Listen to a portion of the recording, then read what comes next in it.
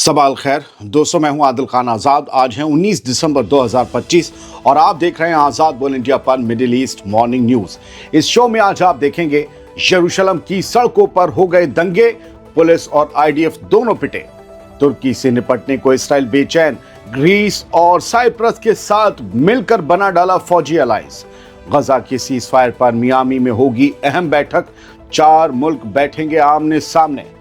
Qatar की खुली warning, Israeli violations ने डील हिलाकर रख दी, गजा फिर से जंग के मुहाने पर। ईरान की शैडो फ्लीट पर बड़ा वार, अमेरिका ने 29 जहाजों को जकड़ा, तेल के रास्ते किए बंद। हुथीज का सख्त एक्शन, यूएन से मोल ले ली सीधी दुश्मनी। गैस डील पर मिस्र की सफाई, कहा कारोबार अलग फिलिस्तीन अलग। हिजबुल्लाह को निहत्था करने की तैयारी, सऊदी अरब और फ्रांस बना रहे हथियार छीनने का खतरनाक प्लान। और दुबई से अबू धाबी तक भारी बारिश, लोगों को घरों में रहने की हिदायत। आज रहेगा work from home, alert mode में यूएई हुकूमत। शुरुआत करते हैं इस शो की उस बड़ी खबर के साथ जिसने इसराइल को हिलाकर रख दिया। यरूशलेम में हरेदी यहूदियों ने दंगे शुरू कर दिए, जिसमें 1 दर्जन से ज्यादा इसराइली पुलिस वाले पिटकर जख्मी हो गए। अरे पुलिस तो पिटी लेकिन आईडीएफ भी बच नहीं सकी। खबर समझिए, यरूशलेम शहर में जुमेरात को अल्ट्रा ऑर्थोडॉक्स यानी हरेदी नौजवानों का बवाल फूट पड़ा। वो जो अल्ट्रा ऑर्थोडॉक्स होते हैं। एक मामूली पार्किंग चालान काटने आई पुलिस पर हमला हुआ और बात देखते देखते दंगे में बदल गई। रॉयट्स लिखा हुआ है। हरेदी यानी कि कट्टर यहूदियों की भीड़ ने पुलिस पर पत्थर और दूसरी चीजें फेंकी, पुलिस की एक गाड़ी पलट दी, कई गाड़ियों को तोड़ फोड़ दिया। झड़प में 13 इसराइली पुलिस के जवान जख्मी हो गए, जिनमें से 5 को अस्पताल ले जाना पड़ा। पुलिस ने अब तक 4 लोगों को इस सिलसिले में गिरफ्तार किया है। हाँ, गोली किसी को नहीं मारी। हालात तब और बिगड़े जब दंगाइयों ने आईडीएफ की कफीर ब्रिगेड के जवानों को ले जा रही बस पर भी पत्थर फेंके, पथराव किया। पुलिस ने भीड़ को काबू में करने के लिए टीयर गैस का इस्तेमाल किया। बताया जा रहा है, टीयर गैस का, गोली का नहीं। बताया जा रहा है कि ये लड़ाई उस वक्त शुरू हुई जब एक इंस्पेक्टर पर 2 नौजवानों ने हमला कर दिया। इल्जाम है कि ये नौजवान यहूदी मिलिट्री में जबरदस्ती भर्ती करने वाले ड्राफ्ट से बच रहे थे या भाग रहे थे, और पुलिस बोली नहीं तुम्हें तो भर्ती करेंगे। इस पूरे मामले पर इस्राइल के अपोजिशन लीडर यायर लापिड ने नेतन्याहू हुकूमत को घेरा और कहा कि ड्राफ्ट से बचने वालों को शह देने की वजह से हालात हाथ से निकल रहे हैं। कुल मिलाकर यरूशलेम की सड़कों पर पुलिस और कट्टरपंथी आमने सामने आ गए और हालात फिर से सुलगते नजर आए। तुर्की से नेतन्याहू क्या इतना डर गया है कि दूसरे ममालिक के साथ मिलकर एक नई फोर्स बना ली है कि तुर्की को काउंटर करना है? क्या कह रही है खबर? दरअसल तुर्की के बढ़ते असर से इसराइल खौफ में है और यह खौफ साफ दिखने लगा है। नेतन्याहू की हुकूमत अब तुर्की को रोकने के लिए नया गेम प्लान तैयार कर रही है।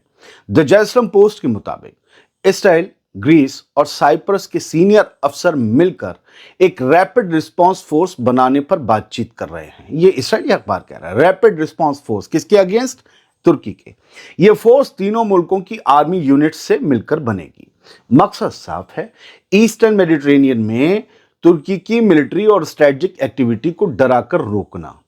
सोर्सेस का कहना है कि अभी यह प्लान शुरुआती स्टेज में है, रिव्यू और प्लानिंग चल रही है, लेकिन इतना तय है कि तुर्की को लेकर इसराइल की बेचैनी बढ़ती जा रही है। वो जो कहेंगे कि इसराइल और तुर्की साथ साथ हैं, दोस्त हैं, वो इन खबरों को पढ़ लें, समझ लें हालात कहां से कहां जा रहे हैं। कुल मिलाकर तुर्की के नाम से नेतन्याहू की नींद उड़ चुकी है और अब इस डर का जवाब गठजोड़ यानी अलायंस और फौजी तैयारी से देने की कोशिश हो रही है। क्या आपको याद है कि गजा में भी तुर्की के फौजी ना आए उस इंटरनेशनल स्टेबलाइजेशन फोर्स में? इसके लिए भी एड़ी चोटी और पूंछ का जोर लगा रहा है इसराइल। और अब एक अलायंस जो दूसरे ममालिक के साथ बन रहा है, ये बता रहा है फ्यूचर में एक कॉन्फ्लिक्ट तो तय है इसराइल और तुर्की के बीच भी। अगली खबर सुनिए, बड़ी है। गजा पर अगला फैसला मियामी में होगा। अमेरिका, कतर, तुर्की और मिस्र, चारों मुल्क गजा के मसले पर अब आमने सामने बैठने वाले हैं। आज जुमे के दिन मियामी शहर में एक अहम मीटिंग तय है। हमारी रात हो चुकी होगी, उनका दिन होगा, तब मीटिंग होगी। आज जुमे की रात जब हो चुकी। व्हाइट हाउस के मुताबिक ट्रंप का खास एनवॉय स्टीव विटकॉफ कतर, मिस्र और तुर्की के अफसरों से मुलाकात करेगा, फॉरेन मिनिस्टर लेवल के। एजेंडा होगा गजा सीज फायर का अगला फेज। दरअसल अक्टूबर में जो सीज फायर डील हुई थी गजा के लिए, उसका दूसरा हिस्सा, दूसरा फेज अब तक अटका पड़ा है। इस स्टेज में, इस फेज में इस्राएली फौज को अपने मौजूदा ठिकानों से पीछे हटना होगा गजा में, हमास की जगह एक एंट्रीम अरेंजमेंट लाना होगा गजा में, और बाहर से एक इंटरनेशनल स्टेबलाइजेशन फोर्स तैनात होनी है गजा में। लेकिन हकीकत यह है गजा में कि ग्राउंड पर प्रोग्रेस बहुत स्लो है। इधर यूएन और मदद पहुंचाने वाली तंजीमें भी अलार्म बजा रही हैं। उनका कहना है कि अगर इसराइल ने रुकावटें नहीं हटाई तो गजा में ह्यूमैनिटेरियन काम पूरी तरह से बैठ सकता है। यूएन का कहना है कि इसराइल की तरफ से एनजीओ रजिस्ट्रेशन का प्रोसेस इतना वेग, मनमाना और पॉलिटिकल बना दिया गया है कि काम करना मुश्किल हो गया। ये सख्त वार्निंग है। हालात ये हैं कि दर्जनों इंटरनेशनल मददगार तंजीमें 31 दिसंबर तक डी रजिस्टर होने के खतरे में हैं। अगर ऐसा हुआ तो 60 दिन के अंदर उन्हें गजा में अपना काम बंद करना पड़ेगा। कुल मिलाकर एक तरफ मियामी में सीज फायर पर सौदेबाजी होनी है, तो दूसरी तरफ गजा में मदद का सिस्टम टूटने की कगार पर जा पहुंचा है। कतर ने इसराइल की सीज फायर तोड़ने वाली हरकतों को लेकर एक बहुत बड़ी वार्निंग दे डाली है। सुनिएगा गौर से। कतर के प्राइम मिनिस्टर ने साफ वार्निंग दी है कि गजा में रोज रोज हो रहे इसराइली सीज फायर वायलेशंस पूरे समझौते को खतरे में डाल रही है। कतर के प्राइम मिनिस्टर शेख मोहम्मद बिन अब्दुल-रहमान अल थानी ने वॉशिंगटन में अमेरिका के स्टेट सेक्रेटरी जो होते हैं, फॉरेन मिनिस्टर मानिए, मार्को रूबियो से मुलाकात के बाद ये कहा कि सेकंड फेज में हो रही देरी और सीज फायर तोड़ने की हरकतें पूरे प्रोसेस को तबाह कर सकती हैं और ये हरकतें सभी मीडिएटर्स को मुश्किल में डाल रही हैं। उन्होंने जोर देकर कहा कि अब बिना वक्त गवाए डील के सेकंड फेज की तरफ जाना होगा, क्योंकि गजा में हालात लगातार बदतर होते जा रहे हैं। कतर के प्राइम मिनिस्टर ने साफ लफ्जों में कहा, गजा तक ह्यूमैनिटेरियन एड बिना किसी शर्त के पहुंचनी चाहिए और दूसरे फेज को फौरन शुरू होना चाहिए। दोस्तों, ठंड, तूफान और बारिश के बीच गजा पहले ही तबाही झेल रहा है और ऊपर से सीज फायर की ये तोड़फोड़ हालात को और ज्यादा खतरनाक बना रही है। ईरान की शैडो फ्लीट पर अमेरिका का बड़ा वार हुआ है। अमेरिका ने ईरान पर प्रेशर बढ़ाते हुए उसकी सो कॉल्ड शैडो फ्लीट को निशाने पर लिया है। अमेरिका ने 29 समुद्री जहाज़ों और उन्हें चलाने वाले मैनेजमेंट कंपनियों पर नए सैंक्शंस, नए पाबंदियां ठोक दी हैं। यूएस ट्रेजरी के मुताबिक ये जहाज और कंपनियां बेहद शातिराना तरीके से, बेहद चालाकी भरे तरीकों से ईरान का तेल और पेट्रोलियम प्रोडक्ट्स दुनिया भर में सप्लाई कर रहे थे। अमेरिका का दावा है कि इन जहाज़ों के जरिए सैकड़ों मिलियन डॉलर का कारोबार किया गया। कहा जा रहा है कि ये शिप्स, ये जहाज पहचान छुपाकर फर्जी डॉक्यूमेंट्स और रास्ते बदल बदल कर तेल ढो रहे थे ताकि पकड़ में ना आए। अब अमेरिका ने इन जहाज़ों के रास्ते पर पाबंदी लगा दी है, जहाज़ों के साथ साथ।